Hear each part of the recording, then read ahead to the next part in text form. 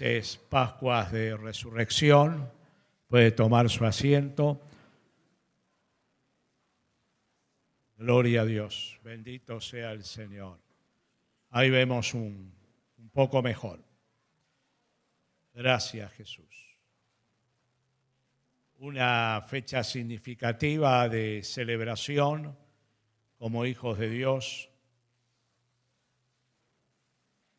Y levantamos al Señor nuestro corazón para celebrar su victoria, que es nuestra victoria en Él, que es nuestra victoria, la victoria de la fe. Quiero invitarle a abrir la Biblia en el Evangelio de San Mateo. Evangelio de San Mateo. Capítulo 27, versículo 57.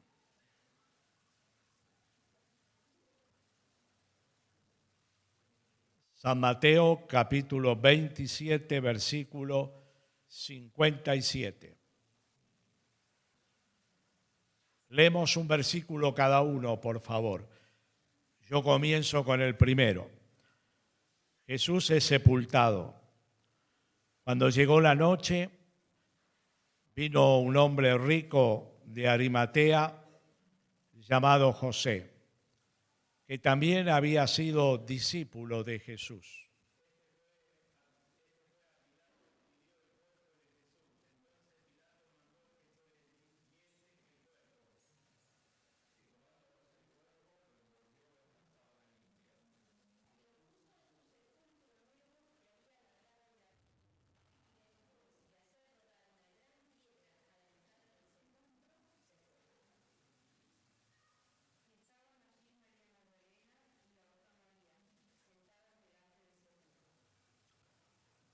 ¿62?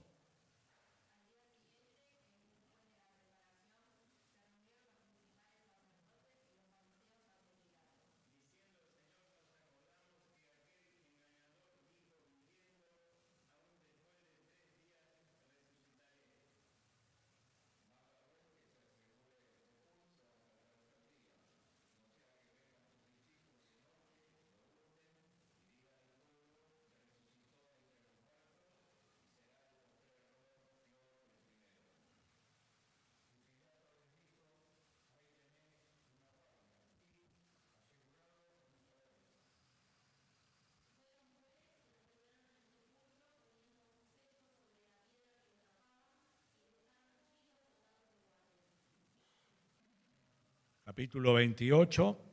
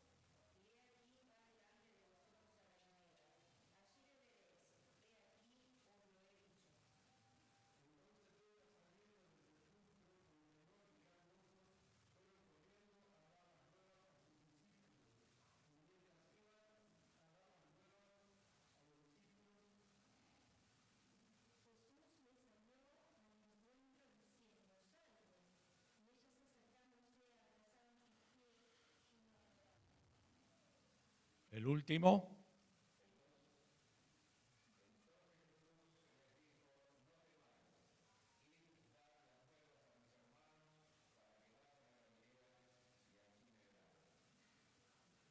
Allí el relato. Pareciera que las letras saltan de la página de la Biblia y entran en nuestra mente y en nuestro corazón. Las escenas tan emocionantes, impactantes, se hacen vívidas, reales y conmueven el corazón. La resurrección de Jesús, del Señor Jesucristo. Toda biografía de ser humano alguno comienza con su nacimiento y finaliza con su muerte. La biografía terrenal del Señor Jesús comenzó con su nacimiento y, a diferencia, finalizó con la resurrección. Gloria a Dios.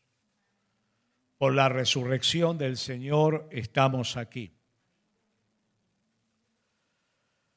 Por la resurrección del Señor, nuestra fe se mantiene viva y vigorosa. Pablo dice, hablando a la iglesia en Corinto y repitiéndolo para nosotros hoy, si el Señor no hubiera resucitado, en vano es nuestra fe. Pero el Señor resucitó. Bendito sea su nombre. Bendito sea su nombre. Nos regocijamos. Ha sido el hecho que ha sacudido al mundo. Ha sido el evento que millones de personas a través de estos 2000 años han abrazado, que experimentaron una transformación en sus vidas, que de la estación de la desesperanza recibieron una esperanza viva por el poder de la resurrección de Jesucristo. Hay un libro que se llama La cuenta regresiva. El autor elabora dos preguntas acerca de la resurrección de toda persona. Él dice que hay dos condiciones esenciales para comprobar una resurrección. La primera, que si alguien ha vencido la muerte,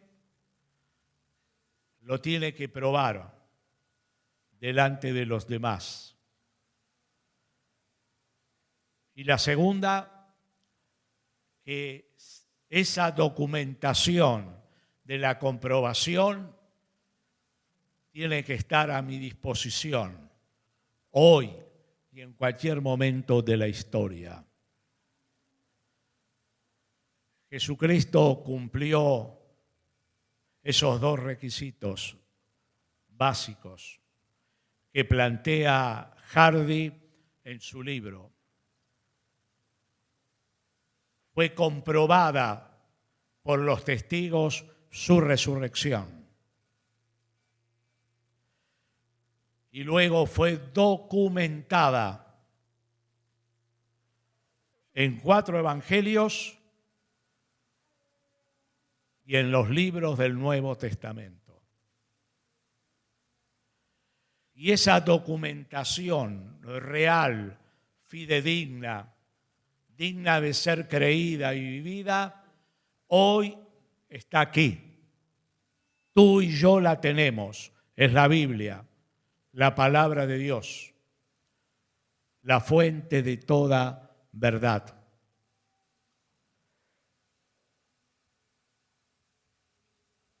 Si aplicamos estos dos principios a algunos próceres de religiones, podríamos decir: la tumba de Confucio está ocupada con sus restos. La tumba de Buda también. La tumba de Mahoma está allí con sus restos. Pero la tumba de Jesucristo, labrada en la roca, está vacía. Gloria a Dios. Y hoy podemos acercarnos al registro escrito y recrear nuestra mente, nuestro corazón y vigorizar nuestra fe por los relatos que en él tenemos. Veremos 5 evidencias, hay muchas más, pero nos concentraremos en 5 evidencias de la resurrección de Jesucristo.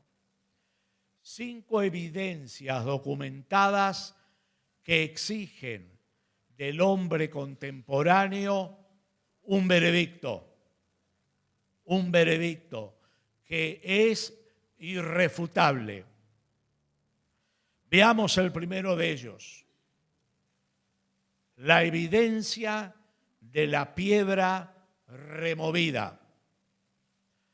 El relato de los evangelios nos ubica en que 2 de sus discípulos pidieron el cuerpo de Jesús, que todavía pendía de la cruz, a Pilato. No confundirse, como algunos detractores de la fe dicen, Jesús no estaba desmayado en la cruz. Jesús estaba muerto. Y la comprobación del centurión romano que clavó su lanza en su costado, que rasgó la bolsa del pericardio alrededor de su corazón y que por la ley de la gravedad brotó ese suero mezclado con la sangre. Fue la comprobación científica de que el Señor murió por un paro cardíaco, dicen los médicos. Cuando Dios decidió el momento de cargar en él el pecado de toda la humanidad, previa y posterior. Diría Pablo en su lenguaje teológico, Dios lo hizo pecado por amor a nosotros. El justo cargó nuestras injusticias. Y estos 2 discípulos, uno de ellos le donó a Jesús su propio lugar futuro de sepultura, nuevo el sepulcro. Fue el lugar donde le colocaron a él. Fue un hecho público. Había personas que acompañaron a Nicodemo y a José de Arimatea. Había una cantidad de mujeres alrededor. Mujeres que no podían equivocarse luego para ir al sepulcro. Quedaron a pocos metros. Vieron cómo el cuerpo era depositado en él, en la forma en que los 2 hombres lo colocaron.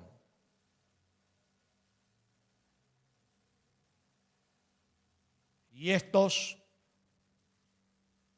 luego sellaron el frente del sepulcro con una pesada piedra.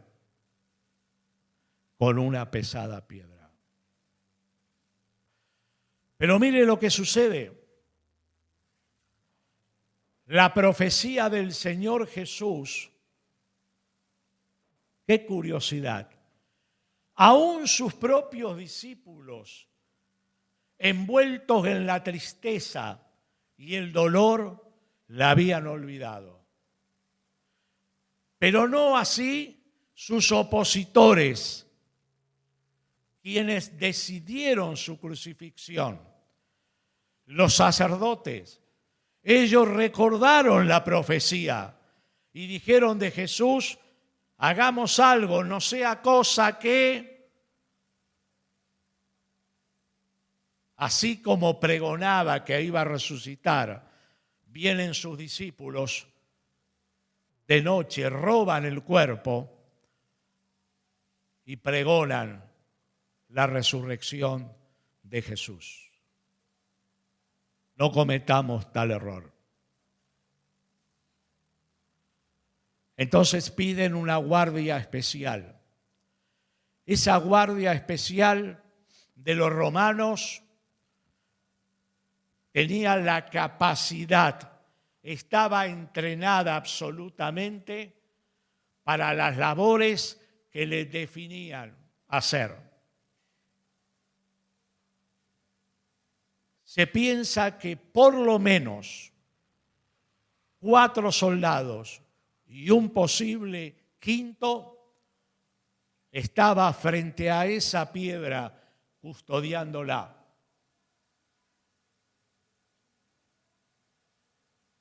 No podían dormirse,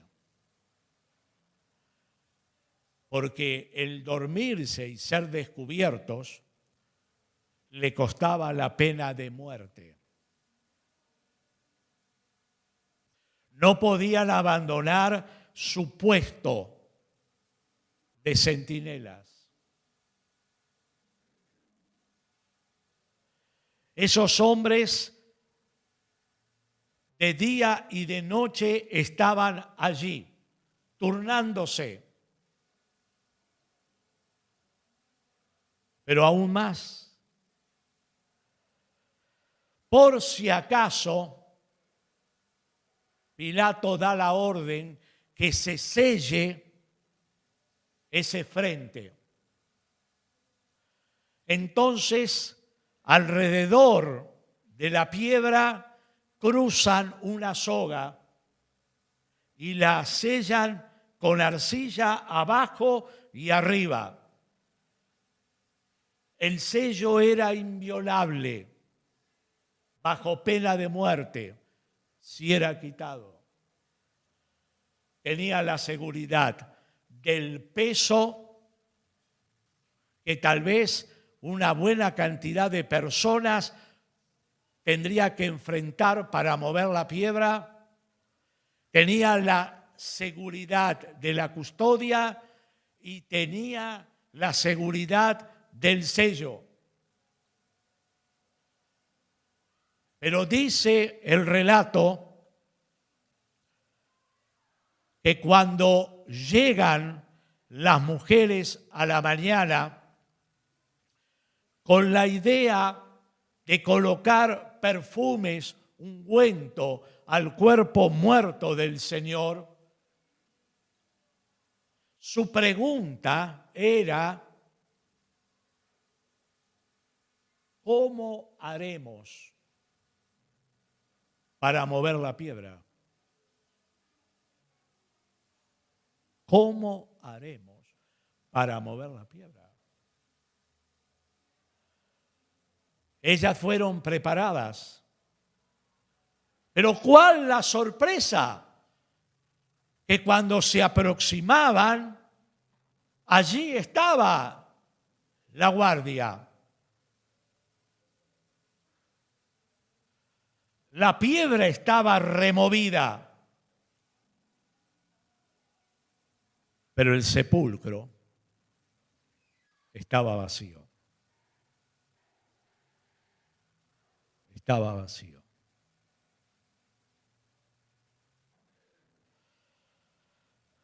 El diálogo que tienen ellas con los ángeles que aparecieron, 2, es interesante. Buscamos al Señor. Hasta lo confunden a los ángeles y al Señor con el guardia del jardín. Los ángeles le revelan la verdad de lo sucedido. No está aquí el Señor. Ha resucitado. Ha resucitado. Qué impresionante. El resplandor de la gloria de los ángeles iluminaba el fondo de la cueva. Y allí estaban un detalle importantísimo. Los lienzos en la misma forma que ellas habían visto que Nicodemo y José de Arimatea le habían colocado a Jesús. El ropaje funerario de la época que cubría su cuerpo muerto. Y esta es la segunda evidencia. Estaban absolutamente ordenados en aquella misma forma. No tenían ningún toque humano sobre ellos. Nadie había ejercido violencia. Simplemente como el cuerpo no estaba dentro, estaban aplastados. Pero lo más impresionante es que un ángel estaba a la cabeza y el otro ángel estaba a los pies. Pero el Señor había resucitado. Había resucitado. El sudario que había cubierto su cabeza y su rostro estaba ordenadamente separado a pocos metros del lugar.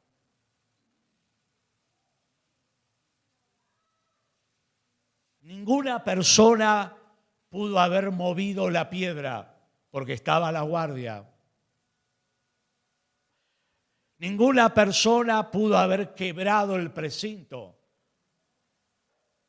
porque la guardia lo hubiera denunciado y la pena de muerte le hubiera acaecido.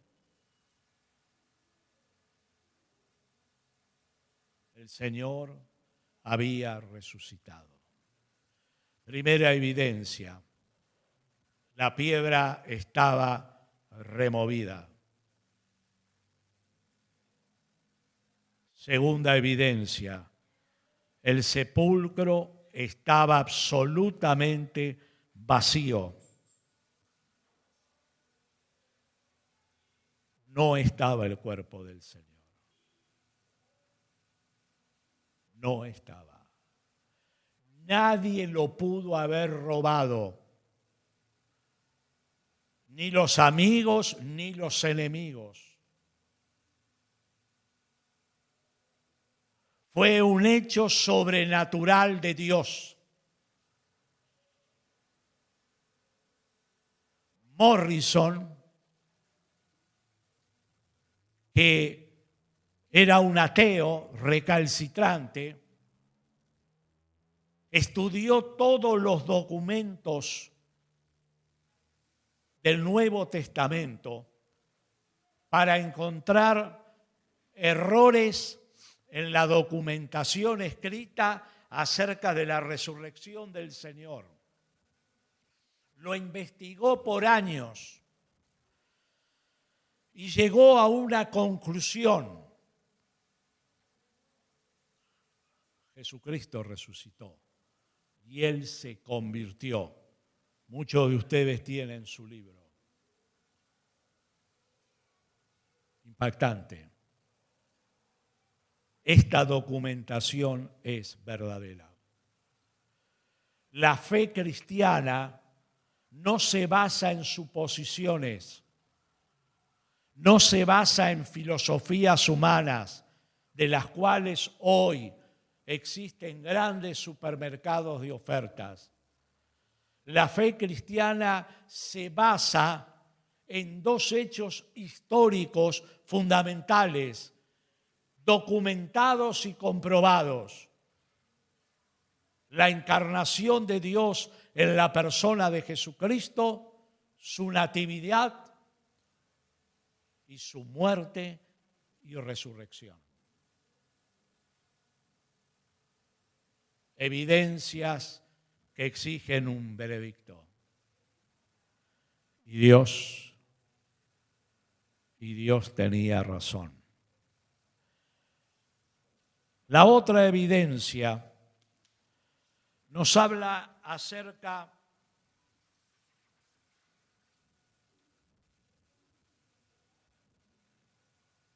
de la aparición del Señor Jesús.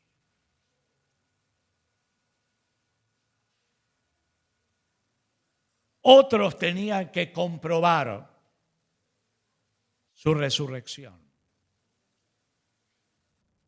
Otros tenían que verlo.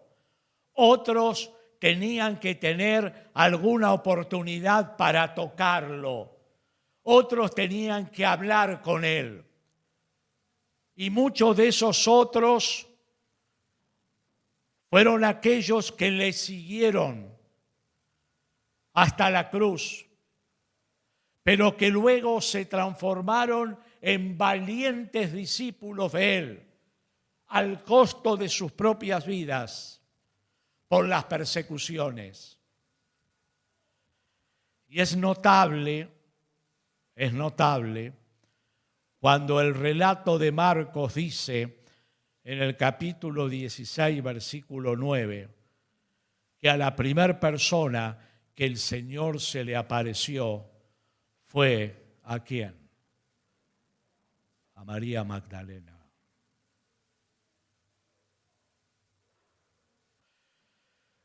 Pero se pudo haber aparecido a Mateo, a Jacobo, al discípulo amado, a Pedro. De pronto se pudo haber aparecido a Pilato y decirle: hipócrita, te lavaste las manos, pensaste que te ibas a deshacer de mí. Aquí estoy. No escuchaste la respuesta a tu pregunta: ¿qué es la verdad? Yo soy la verdad, Pilato. Aquí estoy. He resucitado. Pero no lo hizo.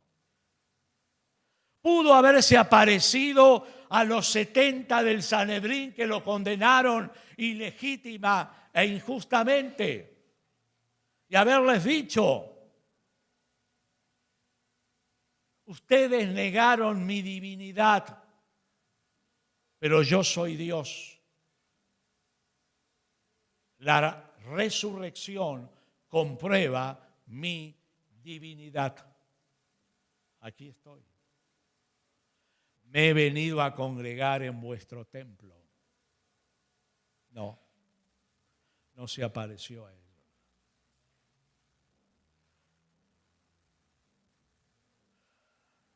¿Sabes por qué? Porque no eran dignos. Porque no eran dignos. El Señor se apareció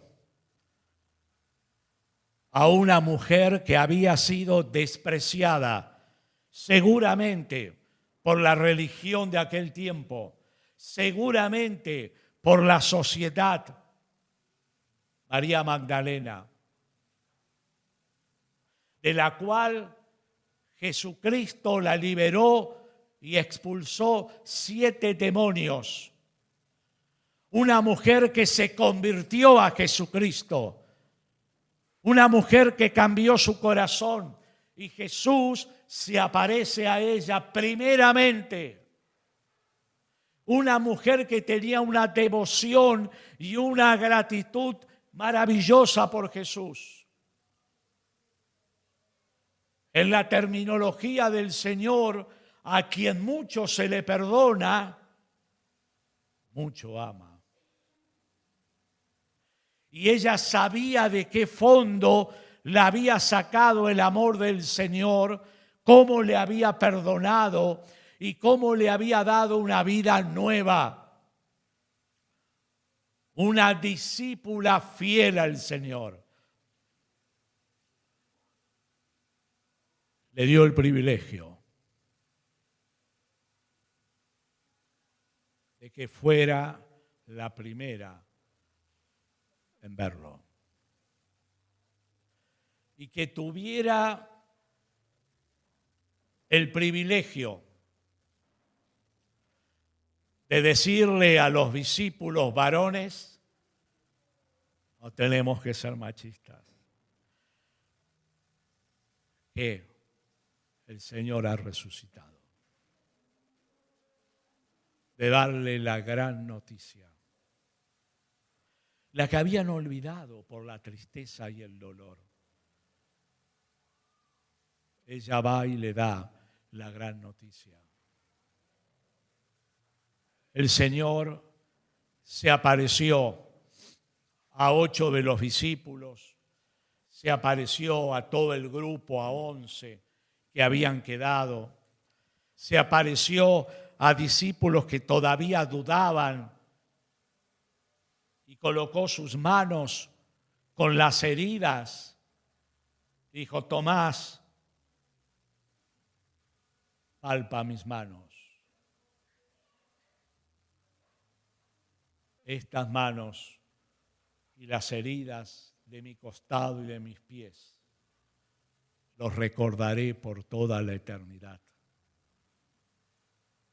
Yo soy. Cree.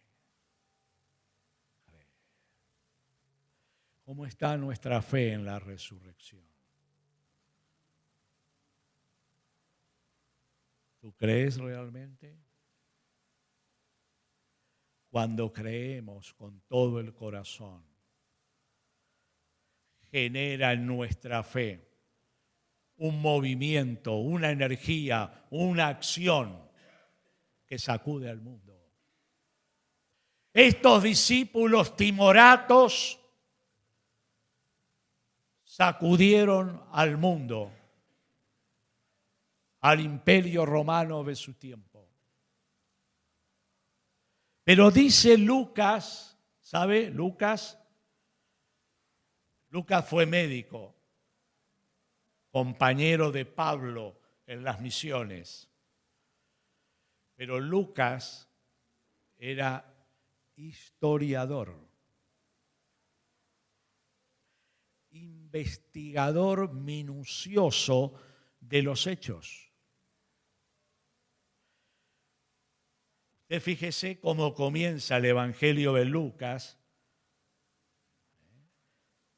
Él le relata a Teófilo lo mismo que Hechos de los Apóstoles, cómo sucedieron las cosas, y yo, luego de investigarlas, las coloqué en su debido orden.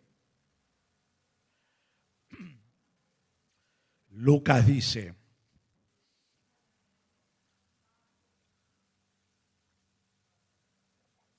en el capítulo 1 de Hechos, versículo 3, y el Señor Jesús se apareció con pruebas, escuche bien este término, indubitables, durante 3 horas. No, durante 3 días, no. Durante 2 semanas, no, durante 40 días. Públicamente. Y cuando Pablo elabora ese documento del capítulo 15 a la iglesia de Corinto, acerca de la resurrección, él hace una lista con nombre a quienes Jesús se había aparecido. Y luego al final cierra y dice que antes de ascender al cielo se apareció a más de 500 personas a la vez.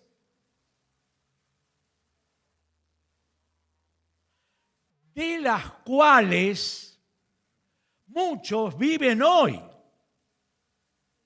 Si no hubiera sido cierto, ¿qué locura estaba escribiendo Pablo?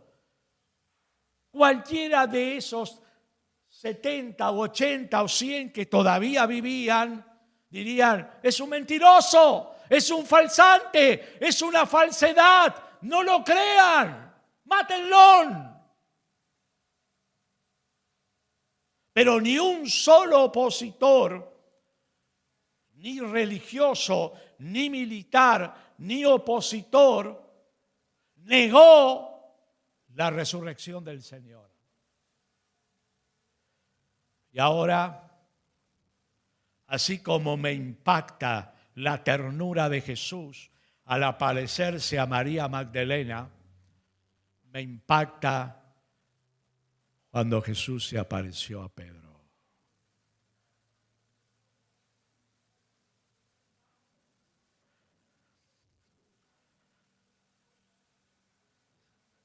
Qué maravilloso.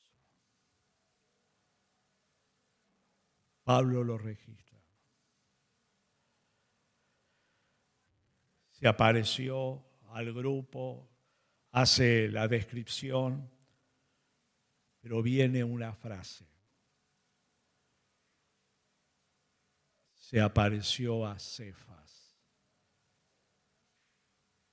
Pedro, a solas. A solas. Déjeme volar.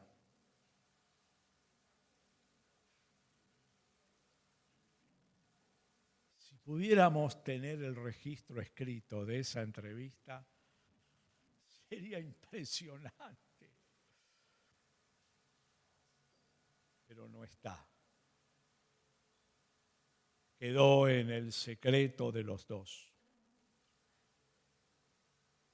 ¿Qué le habrá dicho Pedro? Piense. ¿Qué le habrá dicho?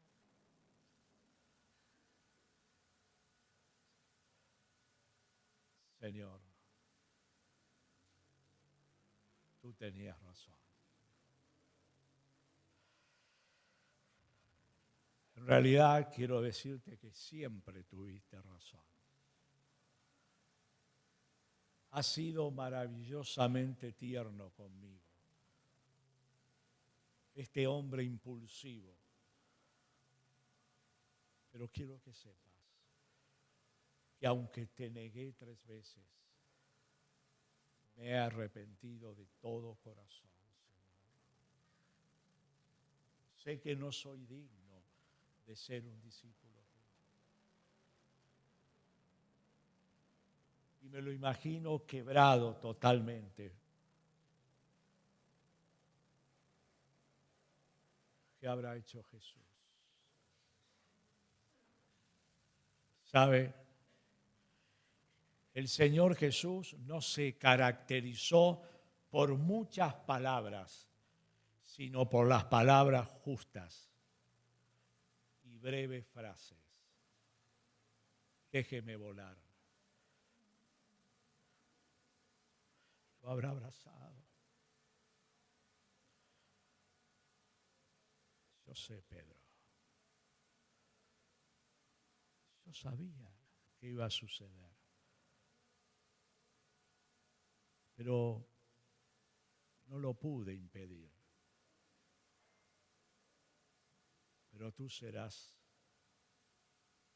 uno de los más grandes discípulos de la historia.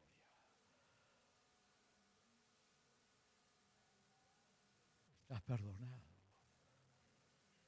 Hay un nuevo comienzo, Pedro.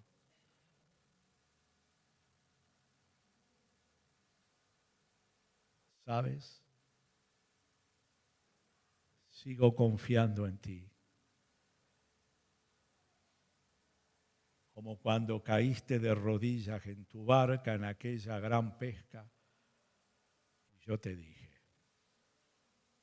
Pedro serás pescador de hombres.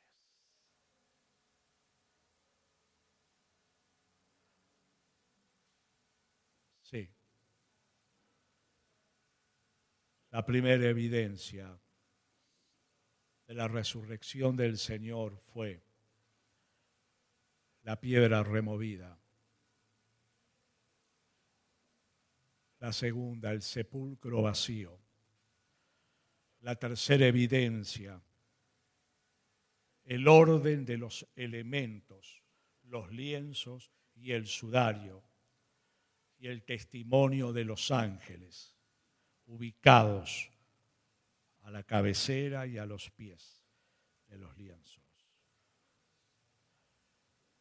La cuarta evidencia, la aparición del Señor Jesús. Durante un trayecto extenso de días y a una cantidad grande de personas. Y la quinta evidencia de la resurrección del Señor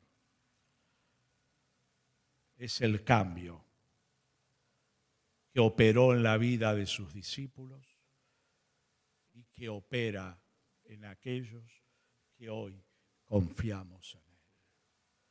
Es el poder de Dios, no de un Cristo muerto, de un Cristo resucitado, vivo, del Cristo que transforma a las personas, del Cristo que toma lo que no es para que sea algo significativo en el mundo, del Cristo que levanta a los muertos, que sana a los enfermos, que perdona los pecados, del Cristo que es el único que puede cambiar una nación, gobernantes, personas, que puede derribar estructuras eclesiásticas, políticas, económicas, del Cristo que vive hoy, del Cristo que nos llama a reencontrarnos con Él, a revivir la historia de su resurrección, a revivir nuestra devoción por Él. Las evidencias son para el que no conoce a Jesús, para que crea en el Evangelio. Pero la evidencia más grande para la iglesia es que la fe en Él le ha transformado y la ha mantenido viva a través de más de 20 siglos frente a la persecución, frente al odio, frente a la incomprensión de las gentes.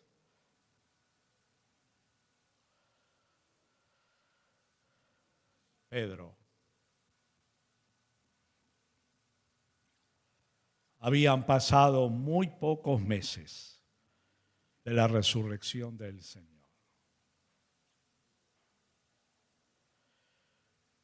Y el Señor, que tiene control de todos, están todos dormidos, pero voy a volver a repetir. Y el Señor, que tiene control de todo, lo vuelve a ubicar delante de Caifás y de Anás. Pedro y Juan fueron topadoras, no tibios, como la iglesia de Jesucristo de hoy.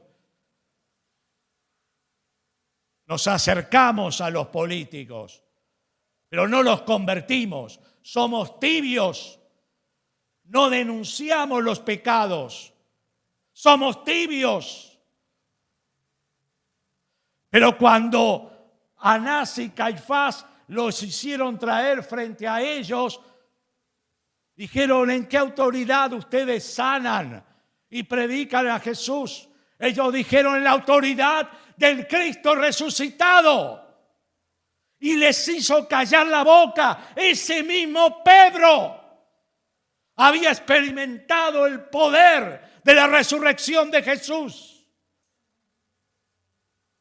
¿Por qué no cambiamos, hermanos?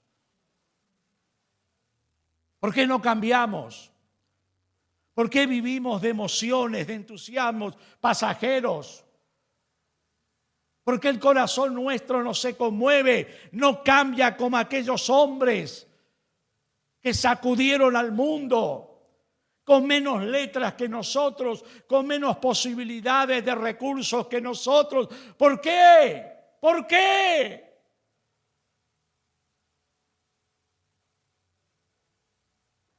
Jesús les cambió el corazón. Jesús les cambió el corazón.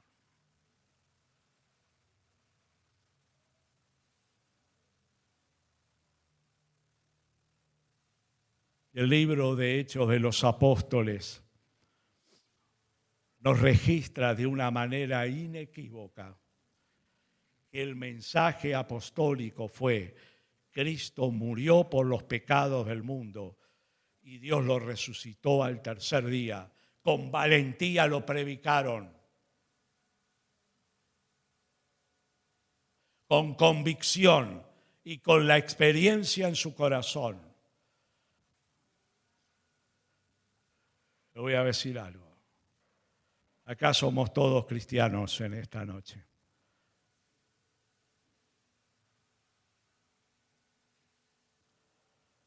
Hay que volver a la cruz.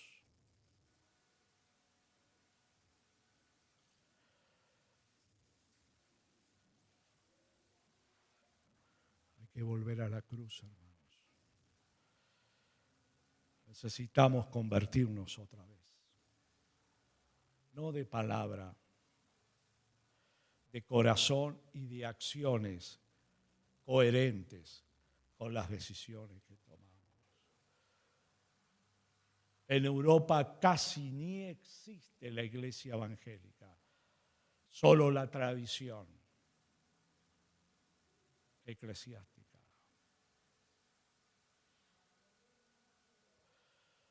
Hay que vigorizar a la iglesia. Hay que vigorizar este barrio, el lugar donde tú vives. No con el venir a la iglesia. No sirve, no hay respuesta. Háblale de Jesús. ¿Qué hizo Jesús en tu vida y en la cruz para salvarle? Y hazle hacer una oración en donde se encuentre. Y cuando el Espíritu Santo baja sobre esa persona, tú no le tienes que decir, ven a la iglesia y darle una inyección para que venga. Es el Espíritu Santo el que le dice, ahora empezaste una vida nueva. Ven a la iglesia. Y antes que te despidas te va a decir, ¿y dónde se reúnen ustedes? Yo quiero conocer más. Es el Espíritu de Dios.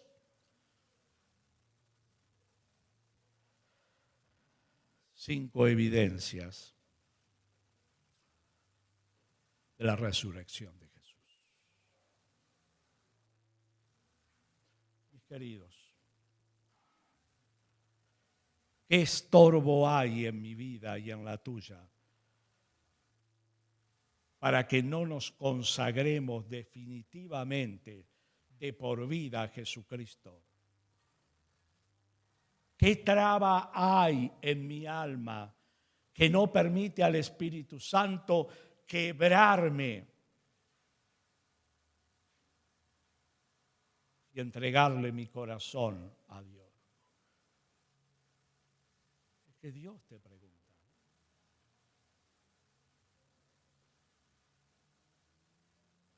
Así como la resurrección y la muerte del Señor rasgó el velo del templo en dos. Hermanos, algo se tiene que rasgar en nuestro corazón. Yo a veces le digo a mi esposa,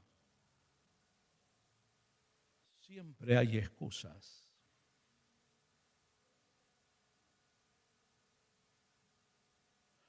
No tengamos más excusas para Dios. Tengamos obediencia, pasión, entusiasmo. Porque si yo estoy entusiasmado y enamorado por Jesús, no hay excusas. Mi compromiso es inalterable con Él, donde quiera que me encuentre. Para Dios no hay excusas. Hay consagración. Mire si el Señor, cuando el Padre le dijo, vendrás al mundo para salvar a los pecadores y morirás en la cruz. Fíjese si Jesús le hubiera puesto excusas. No hubiéramos estado aquí. Y el mundo iba a la perdición eterna. Señor, pero me llevas a vivir entre los hombres, son malos, son impíos, son enemigos nuestros, pero me van a crucificar. Yo tengo que dejar la gloria, la eternidad, colocarme en un envase humano, limitarme, Señor. No hubo excusas. Ese es el llamado de Dios a la iglesia de hoy. No más excusas. Obediencia, entrega, consagración, devoción, pasión. Cada culto es una celebración. Cada contacto con personas es un posible convertido. No hay más excusas. Hay celebración. Entonces nuestro gozo es permanente, la alegría de servir a Dios. A un puñado de ustedes le podría hacer cantar un himno. Gozo da servir a Cristo, no carga da servir a Cristo. Gozo, alegría. Y concluyo con esta historia que tal vez alguno de ustedes recuerda.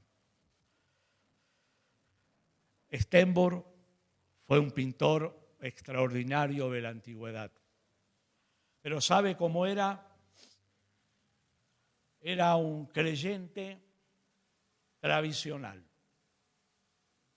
No tenía compromiso con Dios. De una fe limitada. Era europeo. Un hombre que era conde, que tenía tierras y fortunas por doquier que había heredado. Es una historia real. Y un día, hastiado de todo ese mundo, va a la capillita de su pequeño pueblo y entra. Los vitrales de colores tan hermosos permitían que el sol del mediodía se filtrara haciendo juegos en las paredes. Y él clava los ojos en ese cuadro que había pintado Stenborg.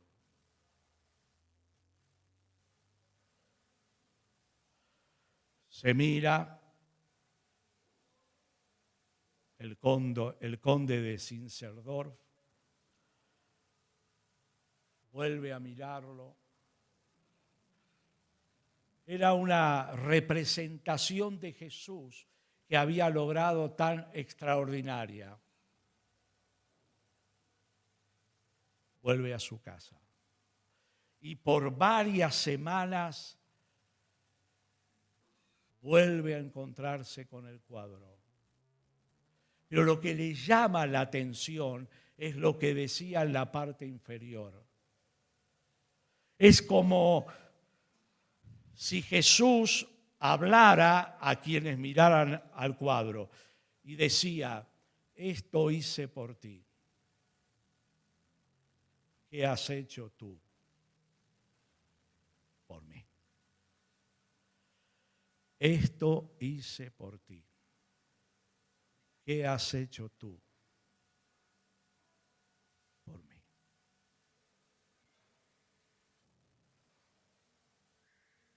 Y la pregunta sigue vigente. El conde de Zinzendorf cayó de rodillas y se convirtió. Y donó toda su fortuna para las misiones y para la tierra donde vivían los cristianos perseguidos de la Reforma. ¿Sabes que de esos misioneros le hablaron a Juan Wesley, uno de los más grandes evangelistas de todos los tiempos? Y él confirmó su fe en Cristo con ellos. Yo tomo de vuelta las palabras que escribió Stenburg y que conmovieron el corazón del conde. Esto hizo por ti. Di todo, dice el Señor. ¿Qué has hecho tú por mí? ¿Cuántos años tienes? ¿20? ¿15? ¿30? ¿80? ¿Cuántos años en el camino del Señor? Te pregunta, ¿qué has hecho tú?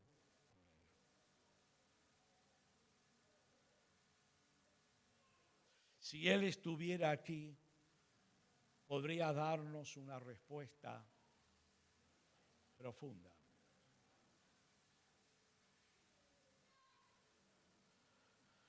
Pero apelo a tu honestidad. Si tú ahora tendrías que presentarte frente a Él y Él te hace esa pregunta, ¿qué le dirías? Fui a la iglesia 15 años, serví en esto, en lo otro. Él volvería a repetirte, ¿qué has hecho tú por mí? ¿Cuántas personas llevaste al reino de Dios? ¿A cuántos ayudaste en la iglesia? ¿A cuántos bendeciste? ¿A cuántos levantaste cuando estaban caídos? ¿Con cuánto contribuiste para la obra de Dios? ¿Qué has hecho tú por mí?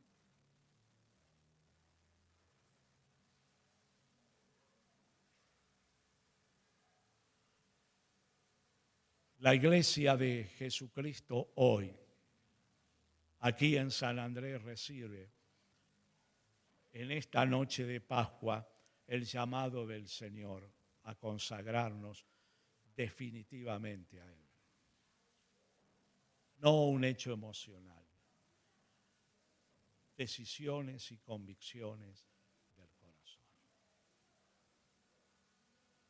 Decisiones y convicciones del corazón. Él ha dado evidencia de su resurrección. Tal vez en la obra en tu vida avanzó el Señor. Tal vez hay otros que necesitan un toque. Tal vez hay otros entre nosotros que necesitan, como el conde, convertirse.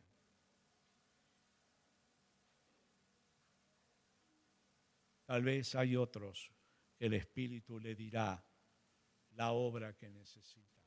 Pero yo te ruego, hermano querido, me lo hablo a mí, no te reserves nada. Entrégate absolutamente al Cristo resucitado. Porque de esa forma fue a la cruz. Y de allí surgió la victoria de la resurrección. Cerramos nuestros ojos para orar. Cerramos nuestros ojos.